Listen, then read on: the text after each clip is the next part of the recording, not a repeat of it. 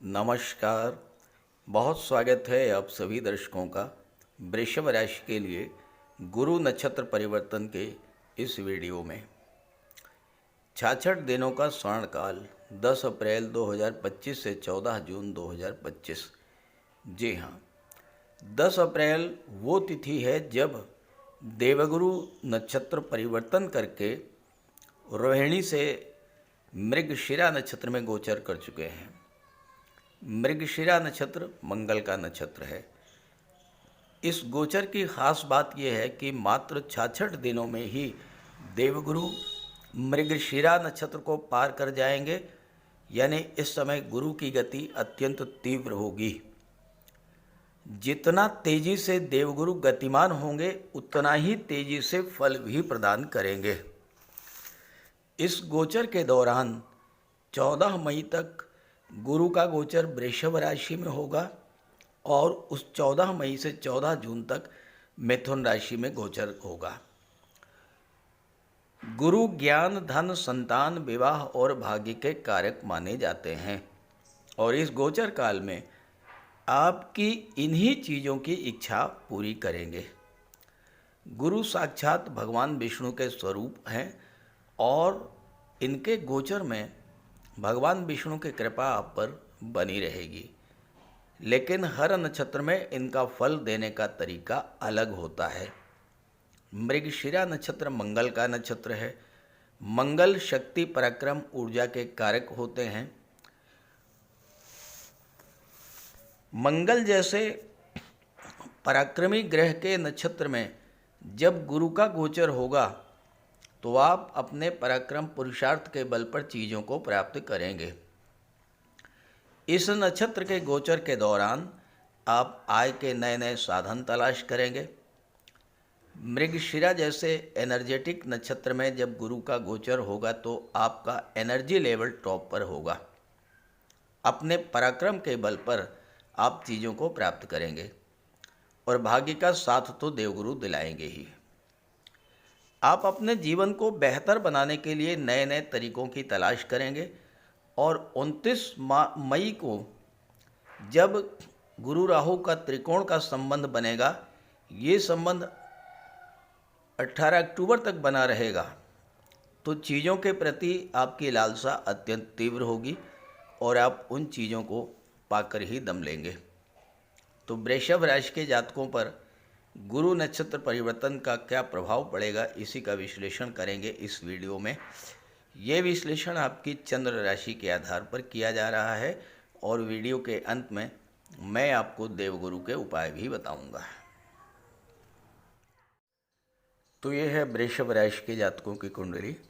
देवगुरु का गोचर आपके लग्न के भाव में है और 14 मई को गुरु धन के भाव में गोचर करेंगे। अब देखिए, देवगुरु लाभ के स्वामी होकर के धन के भाव में गोचर करेंगे 14 मई को, तो महाधनी योग बनाएंगे। 14 मई के बाद धन संचय की दृष्टि से समय बहुत अनुकूल रहेगा। आपका जो धन का भंडार है वो 14 मई के बाद भरना शुरू होगा। जहाँ तक 14 मई तक की बात है, गुरु आपके लग्न में गोचर करते हुए पंचम भाव को देखेंगे, 7वें भाव को देखेंगे और 9वें भाव को देखेंगे। मंगल के नक्षत्र में हैं, मंगल 12वें भाव के स्वामी हैं और 7वें भाव के स्वामी हैं, तो 12वें भाव और 7वें भाव के भी फल आपको प्रदान करेंगे। यहाँ पर एक महत्वपूर्ण भूमिका में शनि भी आ चुके हैं। शनि लाभ के भाव में बैठे हैं और पंचम भाव पर गुरु शनि दोनों का डबल ट्रांजिट इफेक्ट होगा। गुरु की भी और शनि की भी दृष्टि पड़ेगी। अब इस गोचर काल में आपकी कुंडली का 12वां भाव पूरी तरह से जागृत होगा, यानी विदेश संबंधी कार्यों में आपको पूरी तरह से सफलता मिलेगी। अब 5वां भाव शिक्षा का होता है। गुरु ज्ञान के कारक हैं, शिक्षा के कारक हैं। जो छात्र उच्च शिक्षा के लिए विदेश जाना चाहते हैं उनके लिए ये समय बेहद अनुकूल रहेगा, क्योंकि भाग्य का साथ मिलेगा और 9वां भाव उच्च शिक्षा का होता है उच्च शिक्षा का संबंध विदेश से बन रहा है, तो विदेशों में आप उच्च शिक्षा के लिए जा सकते हैं, कोई प्रोफेशनल कोर्स करने के लिए जा सकते हैं, या फिर विदेश में व्यापार करने के लिए भी आप जा सकते हैं। विदेश संबंधी कार्यों में सफलता मिलेगी। विदेशी व्यापार की दृष्टि से ये समय बेहद अनुकूल रहेगा, क्योंकि आपके अंदर मंगल की एनर्जी, मंगल का उत्साह रहेगा। आपकी कोई बिजनेस डील फाइनल नहीं हो पा रही है, वो बिजनेस डील इस समय फाइनल हो पाएगी, क्योंकि आपकी वाणी में मंगल का बल होगा। आप फोर्सफुली, बलपूर्वक अपनी बात को रख पाएंगे और आपकी बात में वज़न होगा, आपकी बात सुनी जाएगी, मानी जाएगी और आपकी बिजनेस डील फाइनल होगी। गुरु 7वें भाव पर दृष्टि डाल रहे हैं, मंगल के ही नक्षत्र में है और 7वां भाव इसके स्वामी भी मंगल हैं। विवाह के लिए बेहद अनुकूल समय है। जो जातक रिलेशन में हैं और विवाह के लिए उत्सुक हैं, विवाह के लिए तैयार हैं, लेकिन घर वाले कोई न कोई बाधा उत्पन्न कर रहे हैं, घर वाले तैयार नहीं हो पा रहे हैं। 14 मई को जब गुरु दूसरे भाव में गोचर कर जाएंगे, उस समय आपके परिवार के लोग भी आपको सहयोग करेंगे। आपके रिलेशंस को मैरिज के द्वार तक ले जाने के लिए बेहद अनुकूल रहेगा 14 मई के बाद का समय। 5वां भाव शेयर, सट्टा, लॉटरी, इन सब से लाभ को दर्शाता है। लाभ के भाव में शनि बैठे हुए हैं। शनि चीज़ों को डिले करते हैं, देरी करते हैं, कार्यों की गति को मंद कर देते हैं, और ये आपके लिए बेहतर है। निवेश की दृष्टि से शेयर मार्केट में आप निवेश करना चाहते हैं तो समय अनुकूल रहेगा, लेकिन जल्दबाजी नहीं, बहुत सोच समझ करके लॉन्ग टर्म में निवेश करेंगे तो लाभ रहेगा। क्योंकि शनि जो चाहते हैं वही कीजिए। शनि चाहते हैं कि आप जल्दबाजी मत कीजिए। हालांकि मंगल के नक्षत्र में हैं गुरु, और मंगल तो जल्दबाजी के ही कारक होते हैं। क्विक एक्शन, तुरंत कोई भी कार्य कर लेना, तो ऐसा मत कीजिएगा। शनि की बात को भी मान करके चलिएगा तो आप विशेष लाभ की स्थिति में रहेंगे। भाग्य का साथ मिलेगा और इस गोचर काल में आप धार्मिक यात्राओं पर, विदेश यात्राओं पर भी जाएंगे। हवाई यात्राओं का भी योग बन रहा है। 29 मई को आपकी कुंडली के 10वें भाव में राहु आ जाएंगे, और जब राहु यहाँ पर आएंगे तो आपके कार्य क्षेत्र में अप डाउन्स देखने को मिलेंगे। राहु से ज़्यादा लाभ लेने के लिए आप धर्म अध्यात्म से जुड़ करके चलिएगा, और चूँकि 12वां भाव भी जागृत है तो इस समय दान पुण्य चैरिटी से जितना आप लाभ ले सकते हैं उतना लाभ ले लीजिए। जितना आप दान पुण्य करेंगे उतना ज़्यादा आपको लाभ मिलेगा। मंगल 12वें भाव के स्वामी हैं। जो लोग मेडिकल और सर्जरी के क्षेत्र से जुड़े हुए हैं या गेम्स और स्पोर्ट्स से जुड़े हुए हैं, ऐसे जातकों के लिए विदेश जाकर के कार्य करने का एक बहुत अच्छा अवसर इस समय आपको मिल रहा है। छात्रों के लिए भी समय अनुकूल रहेगा, क्योंकि आपके राशि के स्वामी शुक्र हैं, जो कि 6ठे भाव के स्वामी हैं। 5म भाव पर गुरु की दृष्टि है, शनि की दृष्टि है। शनि थोड़ा सा आलस्य लेकर के आएंगे, लेकिन आपके मंगल जो हैं वो आपके एनर्जी लेवल को बूस्टअप करेंगे और पढ़ाई में आपका मन भी लगेगा और तेज़ी के साथ अपने कार्य को आप पूरा करेंगे। छात्रों के लिए भी बेहतर है, विवाह की दृष्टि से बेहतर है, व्यापार की दृष्टि से, और सबसे अधिक विदेश संबंधी कार्यों के लिए 14 मई तक का समय बेहद अनुकूल है। 14 मई को गुरु राशि परिवर्तन कर लेंगे। तो आइए समझते हैं कि 14 मई के बाद किस तरह का फल आपको देंगे। 14 मई को गुरु जब कुंडली के धन भाव में जाएंगे तो महाधनी योग बनाएंगे। लाभ के स्वामी होकर के धन के भाव में गोचर करेंगे तो महाधनी योग बनेगा, और महाधनी योग जब बनेगा तो आर्थिक दृष्टि से ये समय आपके लिए बेहद अनुकूल रहेगा। धन की प्राप्ति तो होगी ही, धन का संचय भी होगा। और धन कहाँ से आएगा? आपके कार्य क्षेत्र से, क्योंकि दशम भाव के भी स्वामी और भाग्य के भी स्वामी, दोनों के स्वामी शनि हैं, जो कि लाभ के भाव में बैठे हैं। अब यहाँ गोचर करते हुए गुरु और शनि दोनों की दृष्टि 8वें भाव पर पड़ेगी, तो 8वां भाव पूरी तरह से जागृत होगा। 8वां भाव गुप्त धन का होता है। इस समय अचानक से धन लाभ का भी योग बनेगा।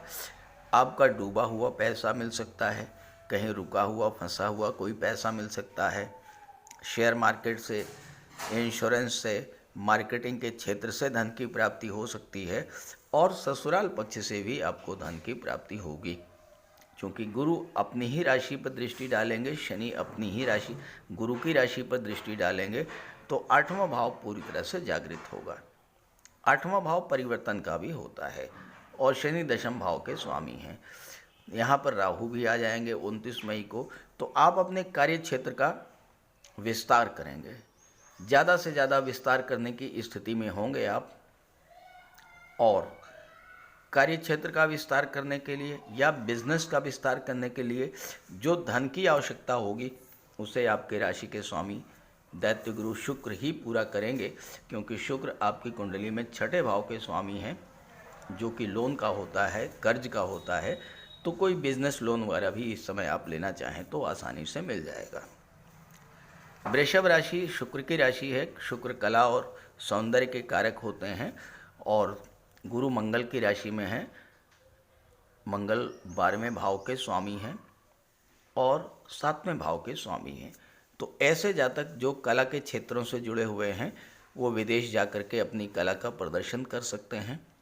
साथ ही साथ शुक्र सुख सुविधाओं के कारक होते हैं, कंफर्ट और लग्जरी के कारक होते हैं, और जो जातक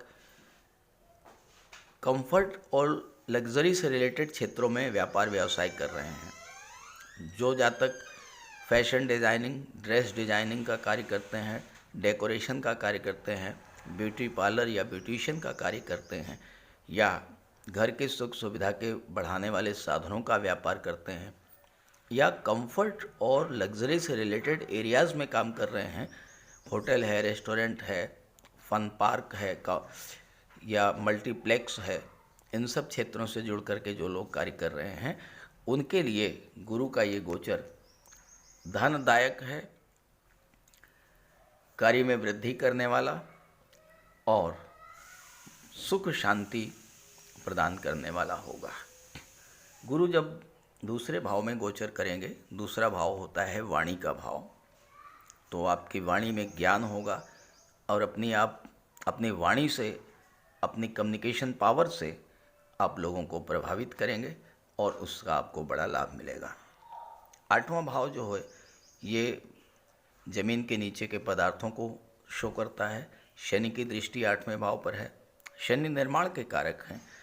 जो लोग रियल एस्टेट से जुड़े हैं, प्रॉपर्टी डीलिंग का कार्य करते हैं, कंस्ट्रक्शन का कार्य करते हैं, आर्किटेक्ट हैं, बिल्डर हैं, बिल्डिंग मटेरियल सप्लायर हैं, उनके लाभ के मार्ग में जो गतिरोध बना हुआ था वो समाप्त होगा। तेज़ी के साथ इनकम बढ़नी शुरू होगी। जो लोग ट्रांसपोर्ट टूरिज़्म के क्षेत्र से जुड़े हैं, ऑटोमोबाइल सेक्टर से जुड़े हैं, जो लोग मेडिसिन के क्षेत्र से जुड़े हैं या मेटल मिनरल्स का काम करते हैं, ऐसे जातकों के लिए भी समय ये बेहद अनुकूल है, और इस गोचर का आपको पूरा लाभ लेना चाहिए, क्योंकि आपके लिए शनि पूरे 2.5 वर्ष तक भाग्य और कर्म के स्वामी होकर के लाभ के भाव में बैठेंगे।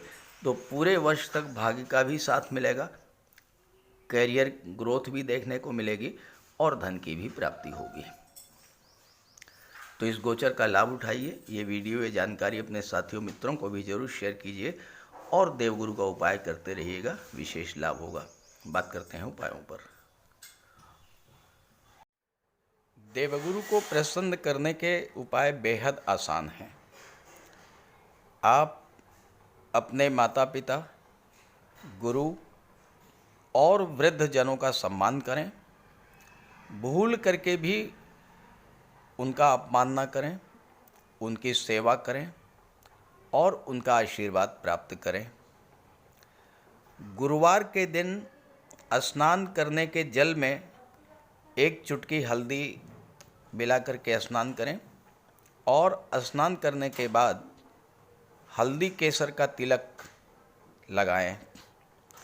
गुरुवार के दिन गुरु के बीज मंत्र ओम ग्रां ग्रीं ग्रौं सह गुरुवे नमः इसका जाप करें। घर में एक केले का वृक्ष लगा लें, चाहे तो गमले में ही लगा लें, उसको जल अर्पित करें, केले के वृक्ष की पूजा करें। भगवान विष्णु की पूजा करें। भगवान विष्णु को पीला चंदन या केसर का तिलक लगाएं और केले के वृक्ष पर हल्दी मिश्रित जल अर्पित करें।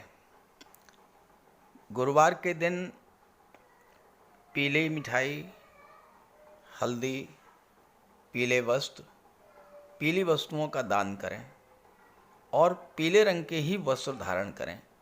ये बहुत छोटे छोटे से उपाय करें आप तो इससे देवगुरु प्रसन्न होंगे।